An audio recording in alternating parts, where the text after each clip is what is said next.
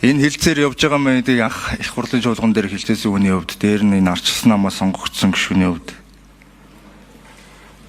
тодорхой нэг зүйлийг одоо залруулж сануулахгүй нэг буруу ойлголт яваад энэ ардчилсан нам засагт ороод ардчилсан намын дарга тэргүүн шадар сайд болоод эдийн засгийн хөгжлийн сайд болоод энэ хилцээрийг хийгээд эхэлсэн юм шиг дотоодын үйлдвэрлэлийн эсрэг хараад зогссон юм шиг юм ойлголт яваад байгаа.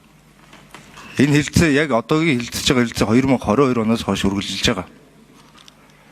Тэр чуулганы хуралдаан дээр намайг анх сануулж яхад манайх өөрсдөө дотоодоо хийж чаддаг бүтээгдэхүүн, нэр төрлийн бүтээгдэхүүнд бүгдээрээ галын тарифын тэг болгоцсон байсан.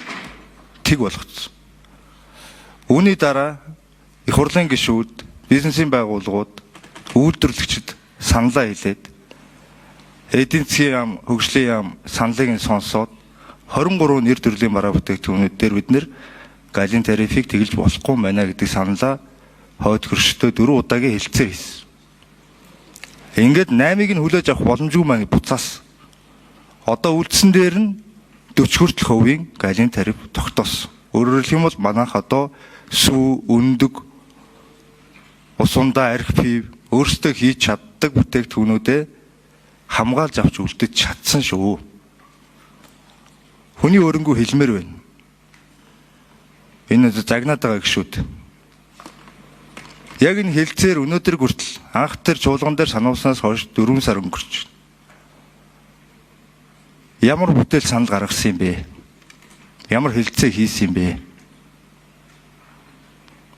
Хэвлэлд гарч ирэл нэгэ зандраад байдаг, чагнаад байдаг, загнаад байдаг. Энийг бол хийж чадна шүү дээ бид нэр. Номхон тийм ээ ноолоход амар гэж. Энэ ноолоод байгаа хүн нэх тийм улс төрийн оноо хайгаал хүмүүстэй нэг зодтолтод идэг учраас өнөөдөр хүртэл галтаа бүх сэдвийг өөр дээрээ аваад явж байна. Бид орцсон ном энэ хүний нэртэй хамт явж байгаа учраас тайлбар хэлхэн зүйтэй гэж бодож хэлж байгаа. Энэ өөрөөсөө очиод энэ хэлцээрийг хийя гэд гуугаад явсан хэлцээр юм байлээ л дээ. Энийг нь сайнаар хэлцээ гэж харилцсан биенийг хэрэг ашиг хангая гэж ярилцах нь засгийн газар үүрэг болохоос биш.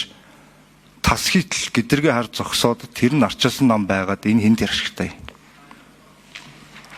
Анх тэр тэг хувийн галын тариф тавьсан байсан хүмүүстэй ярил харин жинхэнэ бодтол алхам болно. Анх яагаад тэгэлсэн өөрсдөө хийж чаддаг байсан юмыг.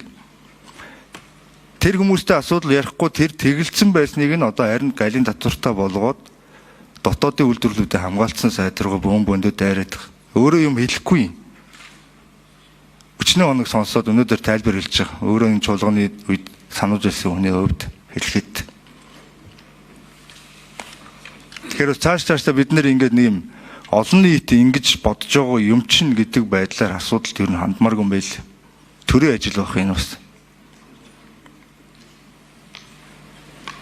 Энийг ер нь хүний өөрөнгөө анхаарья гэж хэлье. Хилцээр бол төр хилцээр 3 жилийн хугацаатай.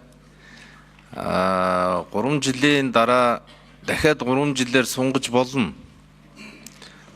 Зогсож болно. Одоо таны хэлдгээр 3 жилийн дараа болио гэд болж болох уу гэж болно. Бид бол Евразийн эдийн засгийн холбоонд гишүүнээр ерөөсөө элсэхгүй. Ажиглагч гишүүн гэж хүртэл байдаг юм байна лээ. Тэрэнд бол элсэхгүй шүү гишүүнэ. Тийм учраас та Евразийн эдийн засгийн холбоо руу бид нар ингээд яваад орчиж байгаа юм байна гэдэг төсөөллөө бол бүрмөсөн авч хаяараа гэж. Би бүх гишүүдэд тэрийг хэлмээр байгаа. Тэр төсөөллөө бүрмөсөн авч хаяараа. Энэ худалдааны хилцээр бол Японтой харьцуулахад бол маш цомхон. Японтой жишээлбэл 6,000 9,000 барааны тухай ярьж байгаа бол бид Евразийн эдийн засгийн холбоотой 367 бараа ярьж байгаа. 20 дахин жоохон гэсэн үг. Экспортлох бараан дээр 30 дахин жоохон гэсэн үг. Тэгэхээр бол асар цомхон хилцээрийг хийж бид өөрийнхөө үйлдвэрлэж чадж байгаа бүтээгдэхүүнээ л тэр 375 бүтээгдэхүүн гэж үзсэн. Тэрнээсээ асуулаад одоо 367 манайхан ойж байгаа, хатгаж байгаа гэд. Тэгээ энэ усуд бол бид нар энэ барааг хийж байгаа л гэж. Энийг бол хийж байгаа учраас энийг бол татварын хөнгөлөлт эдэлж байгаа зарчих яа л гэж. Ийм л асуудал. Тэгээс одоо айхтар бэлдээл хивсний Улаанбаатар гипс компани дээр нэмэлт бэлтгэл хийх, говь ноолуур дээр нэмэлт бэлтгэл хийх, Хамбогд Кашмир дээр нэмэлт бэлтгэл хийх, Мах импекс дээр нэмэлт бэлтгэл хийх ч гэдэг юм уу. Ийм зүйлээсээ илүүтэйгээр манайхан үйлдвэрлэж байгаа бараагаа энэ зах зээл зориулаад тэр хаяг шошго юу гэдгийг минь өөрчлөөд ингээ гаргая гэсэн нэг ийм л хэлцээр явж байгаа шүү. Тэр мэргэжлийн холбоодын хувьд бол ер нь холбоод нь ороод би түрүү хэлсэн нөгөө бараа бүтээгдэхүүнтэй холбоотой 25 хүний бүрэлдэхүүнтэй ажлын хэсэг би тушаалаараа гаргасан юм. Хөдөө аж ахуйн яамны төрийн нарийн бичгийн дараагаар ахлуулад. Тэгээ хөдөө аж ахуйн яам бол бүгдийг нь сонссон, бүгдэнтэй нь ярианд орсон. Тэгээд тэр улсууд тэр холбоод бол өөр өөрийн гэсэн байр суурь илэрхийлээд тэр нь хилцээр хийж дуусаад дэмжиж гинэ гэдэг ийм ойлгомжтой хариу байгаа гэж ойлгож байгаа мөн үү? Хөдөө аж ахуйн яам бол би сүүлд яг Москвад байж байхдаа гэлцэр хийхдээ би инквайр сайттай өөртөө нуцаар ярьсан. За би яг энэ төвшөнд одоо ингээд тохиролцоонд хүрэх нь байна шүү гэдэг зүйлээ хэлсэн. Инквайр сайт бол энийг бол манай дэргэд байгаа хүнс үйлдвэрлэгчтэй холбоо бүгд хүлээн зөвшөөрч байгаа гэж ингэж надад мэдээлэл өгсөн шүү. Баярлалаа. 375 бүтээгдэхүүний хилцээр дээр суугаад мэргэжлийн 25 холбоотой оролцсон энэ ажлын хэсгийн уралдааныг одоо 3 удаа зохион байгуулсан. За энэ ажлын хэсгийн гишүү мэргэжлийн холбоотоос гарсан саналын дагуу 23 төрлийн бүтээгдэхүүнийг одоо асуулт саналтай байна гэдэг ийм саналыг одоо хүргүүлсэн. Энэний одоо 2 дахь удаагийн саналаар нь сүүлийн хилцээрээр улаан буудаан дээр одоо 50,000 тонн улаан буудаг 375-ын татвартай оруулъя гэдэг хамгийн сүүлийн санал ирсэн байгаа. За бид нар Европын холбоотой бол таны түрүүний дурдсан 7200 бараа бүтээгдэхүүн татваргүй экспортлох худалдааны хөнгөлтийн систем буюу GSP+ гэдний ярьсан хөнгөлтийн системийг эдэлдэг. Энэхүү хөнгөлтийн системийн дагуу бид бараагаа экспортын татваргүй гаргадаг боловч эргээд 27 төрлийн хүний эрх, хөдөлмөрийн эрх болон бусад одоо авилгатай тэмцэх зэрэг олон улсын гэрээ конвенцийн хэрэгжилтийг бол тайлгнадаг байгаа.